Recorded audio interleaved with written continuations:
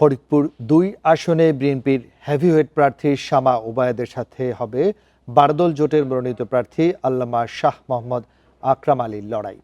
নবীন ও বর্ষিয়ান এই দুই প্রার্থী ভোটের মাঠে তীব্র প্রতিদ্বন্দ্বিতার আভাস দিচ্ছেন।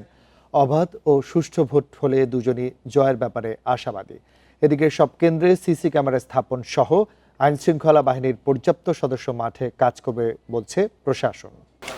সালথা ও নগরকান্দা উপজেলার ৩৭৯ বর্গ কিলোমিটার এলাকা নিয়ে গঠিত ফরিদপুর ২ আসন। ত্রয়োদশ জাতীয় সংসদ নির্বাচনে এই আসনে লড়বেন বিএনপি, জামায়াত, খেলাফত আন্দোলন ও মজলিস সহ বিভিন্ন দলের ৬ প্রার্থী। বিজলি কেবলসের স্কিন কোটেড ইনসুলেশন আগুন প্রতিরোধী। বিজলি কেবলস, নিরাপদ আজীবন।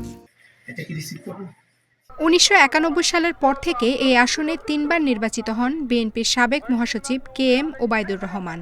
তার মৃত্যুর পর একাধিক সংসদ নির্বাচনে বিএনপির প্রার্থী হন তার কন্যা ও বিএনপির কেন্দ্রীয় সাংগঠনিক সম্পাদক শামা ওবায়েদ। বাবার অসমাপ্ত কাজ শেষ করতে চান তরুণ এই নেত্রী। মানুষের পাশে থেকে করতে চান বিএনপির প্রতিনিধিত্ব।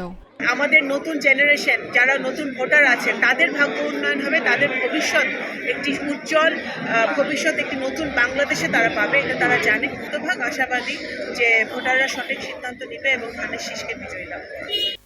মানুষের মৌলিক অধিকার পূরণ ও সমাজ থেকে দুর্নীতি আর অপরাধ নির্মূল সহ সুশাসন প্রতিষ্ঠায় কাজ করার আশ্বাস প্রার্থীদের।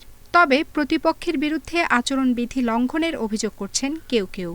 কিছু কিছু এলাকায় শোনা যাইতেছে তারা বর্তমান যে দিছে নিয়ম নীতি দিছে, তারা এই নিয়ম নীতি লঙ্ঘন করতেছে। প্রত্যাশা যে তারা সুন্দর রেশন দেবে। নির্বাচনী আচরণবিধি ভঙ্গকারীদের বিরুদ্ধে ব্যবস্থা নিতে প্রশাসন বদ্ধপরিকর জানিয়ে জেলা রিটার্নিং কর্মকর্তা বলছেন, যে কোনো বিশৃঙ্খলা মোকাবিলায় ভোটের আগে ও পরে তৎপর থাকবে আইনশৃঙ্খলা বাহিনী।